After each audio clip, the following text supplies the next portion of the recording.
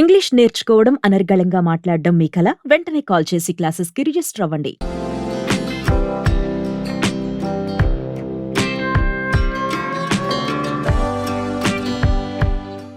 నమస్కారం. రకరకాల కలగూరలు చేసుకుంటాం మనం. ఏదైనా ఒకే కూర కొంతమందికి చూడండి, ఒక్క కూరే, ఆ కూరలో ఇంకా టమాటాలు వేయకూడదు, అవేమి వేయకూడదు, వేరే కూర కలపకూడదు. కానీ మనకేంటంటే కూరలు తక్కువ ఉన్నప్పుడు ఏవో 2 కూరలు కలిపి చేసుకుంటాం. కూరలు ఎక్కువే ఉన్నా కూడా కొంతమందికి కలగలుపు కూరలు నచ్చుతాయి. అందులో నేను కూడా ఉన్నానండి. నాకేమన్నా 2, 3 కలిపితే చాలా ఇష్టం.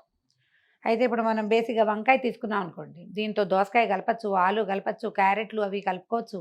దీంట్లో మెంతికూర వేయచ్చు, అల్లం పచ్చిమిర్చి వేయచ్చు, కొత్తిమీర కారం పెట్టచ్చు, ఉల్లిపాయ కారం పెట్టచ్చు, మసాలా పెట్టచ్చు, బగారా బ్యాంగన్ చేసి ఎన్ని చెప్పాను చూడండి. నేను చెప్పినవి కాకుండా ఇంకా జీడిపప్పు వేసుకొని కూడా కూర చేసుకోవచ్చు, పనస పిక్కలు వేసుకోవచ్చు, చిక్కుడుకాయ కలుపుకోవచ్చు, క్యాప్సికమ్ కలపచ్చు, ఏవైనా కలుపుకోవచ్చు. బేసిక్ ఒక వంకాయ ఉండి రెండో పదార్థం కొంచెం తక్కువగా ఒక కాసిన అన్ని దోసకాయ ముక్కలు అలా వేసుకోవచ్చు. మామిడికాయ కూడా వేసుకోవచ్చు అండి. అయితే దీంట్లో ఉల్లి వెల్లుల్లి వేసి చేసుకునే విధానం కొంతమందికి అలవాటు ఉంటుంది. కూర పెరుగుతుంది ఒకటి, రెండోది వాళ్ళ రుచిపాకం కూడా. ఈ రుచిపాకం లేదు మనకి, కూర పెరగటం ఒకటే. అయితే ఏవైనా 1, 2 కలుపుకోవచ్చు. ఈ వంకాయలో మెంతి కూర వేస్తే చాలా బాగుంటుందండి. పెద్ద మెంతి దొరుకుతుంది మనకి. బాల్కనీ కుండీల్లో కనుక మెంతి గింజలు పడేసి వదిలిపెడితే ఒక నెల తిరిగేసరికల్లా ఆ మాత్రం అవుతాయి. ఆ పై చిగుళ్ళన్నీ తుంపి వంకాయలో వేయండి, అమోఘంగా ఉంటుంది. చాలా ఎక్సలెంట్ రుచి. దీంతో పాటు ఇంకొక పని చేయొచ్చండి. వెల్లుల్లి గర్భాలు కొన్నిటికి మనకి మొలకలు వచ్చి కనపడతాయి. ఇదొక టిప్, జ్ఞాపకం పెట్టుకోండి. ఆ మొలకలు వచ్చిన వెల్లుల్లి గర్భాలని ఇసుకలో పెట్టినా సరే చక్కగా సన్నగా భలే వస్తాయండి. మన ఉల్లిపాయ గ్రీన్స్ వస్తాయి కదా, బొందులు ఉల్లికాడలు వస్తాయి, అట్లా వెల్లుల్లి కాడలు వస్తాయి.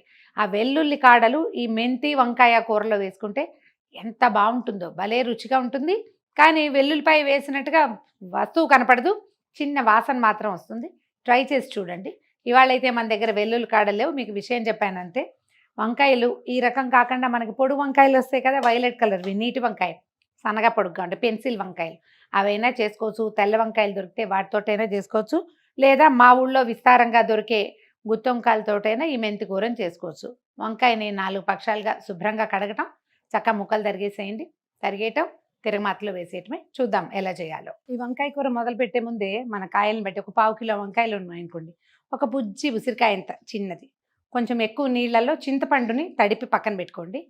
ఎందుకంటే ఈ టమాటాలు అసలు పులుపు ఉండట్లేదు. ఒక స్పూను లేదా 2 స్పూన్లు నూనె వేయండి. వంకాయకి కొంచెం ఆయిల్ రుచిగా ఉంటుంది, నూనె వేస్తేనే బాగుంటుంది ఎక్కువగా. నూనె కొద్దిగా కాగనిచ్చి దీంట్లో పెద్ద పోపు గింజలు వేయమండి, చాలా తక్కువ. నూనె కాగాక ఒక చిన్న స్పూను ఆవాలు వేద్దాం.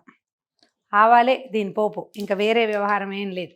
ఆవాలు చిటపట్లాడినిచ్చి ఒక 4, 5 వెల్లుల్లి గర్భాలు సన్నగా చీరి పెట్టాను, అవి, కొంచెం కరివేపాకు, ఓ 2 పచ్చిమిర్చి సన్నగా ముక్కలు చేసాము, అవి కూడా.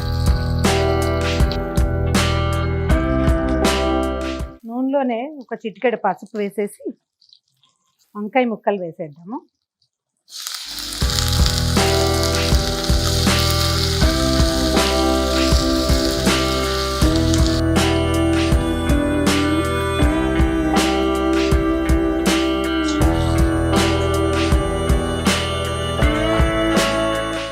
ఇంట్లో ఏం చేస్తామంటే కొంచెం ఒక 2 టమాటాలు సన్నగా ముక్కలు తరిగి పెట్టాను, అవి వేసేద్దాం. కూరకి సరిపడా ఉప్పు వేసేద్దాము. రాళ్ళు ఉప్పు వేసే అలవాటు ఉంటే కనుక అది వేసుకోండి.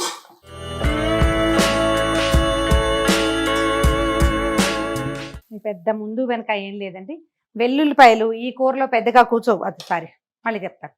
ఉల్లిపాయలు ఈ కూరలో పెద్దగా కూర్చోవండి, వేయకపోవటమే మంచిది. మెంతికూర ఏం చేసామంటే ఇలా రెమ్మలుగా తీసి పెట్టాము. కాడలు లేకుండా తరిగిన మెంతికూరని ఈ వంకాయ మీద పెట్టేసేద్దాం. మీరు ఇంకేమైనా కారం అవి వేయదలుచుకుంటే ఒక చిటికెడు ఎర్రకారం వేసుకుంటే బాగుంటుంది. కొద్దిపాటి కారము, చింతపండు కొద్దిగా గుజ్జు తీసి పెట్టాను. చిన్న చింతపండు నానబెట్టుకోవాలన్నానా, కొంచెం పల్చగా పులుసు తీసి ఈ కూర మీద పోసేయండి. దీనికి కొంచెం దగ్గరగా లేదా ఇట్లా మూసి ఉండేలాగా ఒక మూత పెట్టి ఒక 5-10 నిమిషాల పాటు వదిలేసి తర్వాత కదిపితే మనకి కూర ఎంత మటుకు వచ్చిందో తెలుస్తుంది. ఒకసారి కూర తిరిగేద్దాము. మనం చింతపండు నీళ్ళు పోసాం కదా, అడుగంటి మాడిపోవటం లాంటివి ఏం జరగవు. మీరు ఇంకా గుప్పెడు కూడా వేసుకోవచ్చు. ఇదే కాకుండా చిన్న మెంతి ఉంటుంది కదా, అదే అప్పుడే కొద్ది కొద్దిగా మొగక్కలు వస్తాయి, అది కూడా చాలా రుచిగా ఉంటుంది. ఒకసారి తిరిగేసి ఉప్పు కారం పైకి కిందకి మొత్తం కలిసేలాగా చేసుకుని మళ్ళీ ఒక 5 నిమిషాలు మూత పెడితే కూర అయిపోయినట్టే. మన వంకాయ కూర ఏమైందో చూద్దామా. కూర మొత్తం దగ్గరకు వచ్చేసింది, అయిపోయింది. మెంతి కూర అంతా వేగిపోయింది, ఉడికింది చక్కగా. ఉప్పు కారం కూర చూసుకుని సరి చేసుకునే అలవాటు ఉన్నవాళ్ళు ఈ టైంలో సరి చేసుకోండి. దీనికి ఇక మనం ఏం చేయక్కర్లా, దీంట్లో కొత్తిమీర అవి అక్కర్లేదు. ఈ మెంతి కూరది రుచి అన్నమాట. కూర వేరే బౌల్లోకి తీసేసుకుందాం. అయిపోయింది, స్టవ్ ఆపేసేద్దాము.